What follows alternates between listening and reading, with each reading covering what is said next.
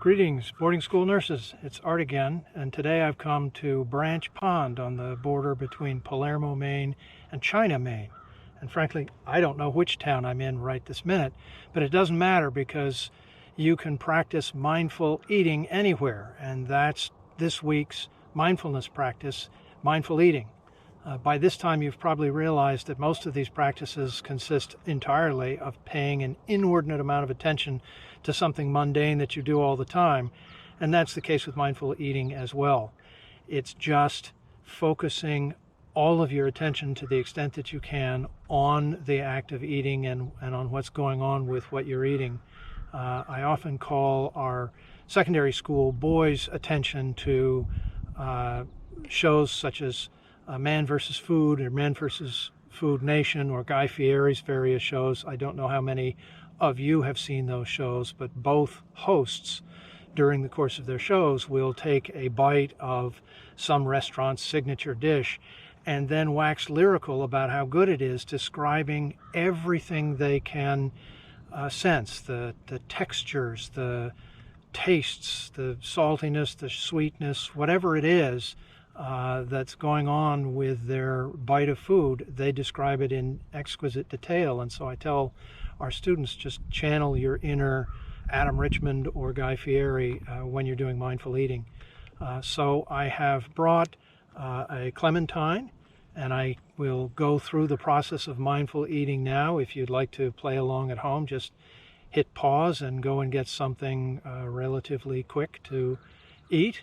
Otherwise, I'll just give you an example of how it goes, and you can do it whenever you want to. So the first thing to do with mindful eating is don't start right away. You spend some time looking at what you're going to eat. It might be a clementine, it might be a forkful of food, it might be a bowl of soup, and you just sort of imagine what it's going to taste like and how it's going to feel in your mouth, and kind of anticipatory enjoyment of it. Presumably you've chosen something you like to eat, and then you also, if it's in your hands, if it's a piece of food like that, you get a sense of the texture of it and how it feels in your hands.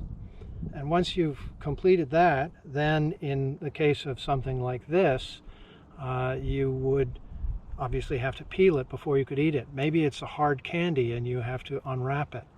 And of course, the process of peeling a clementine or unwrapping a hard candy is going to yield new things to sense. Suddenly there is an aroma that wasn't there before. I can smell the citrusy aroma of the clementine as I continue to peel it. If you were unwrapping a hard candy, maybe it has an aroma. There's also a new sensation of touch. Obviously, the inside of the clementine feels different from the peel. My hands are getting a little bit wetter and a little bit more sticky. The clementine itself feels softer and more pliable than it did when it was wrapped in its peel.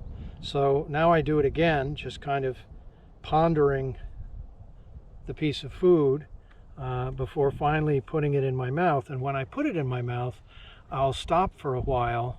I mean, I'll commence with chewing, but I'll pay particular attention to everything that I'm sensing.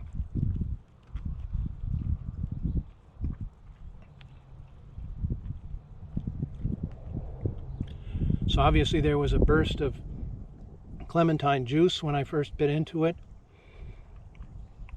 And now there's the fleshiness of the clementine. It's almost all juice and yet somehow needs quite a bit of chewing.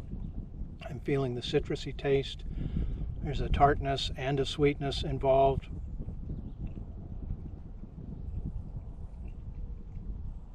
There's quite a bit of sound associated with chewing, at least internally.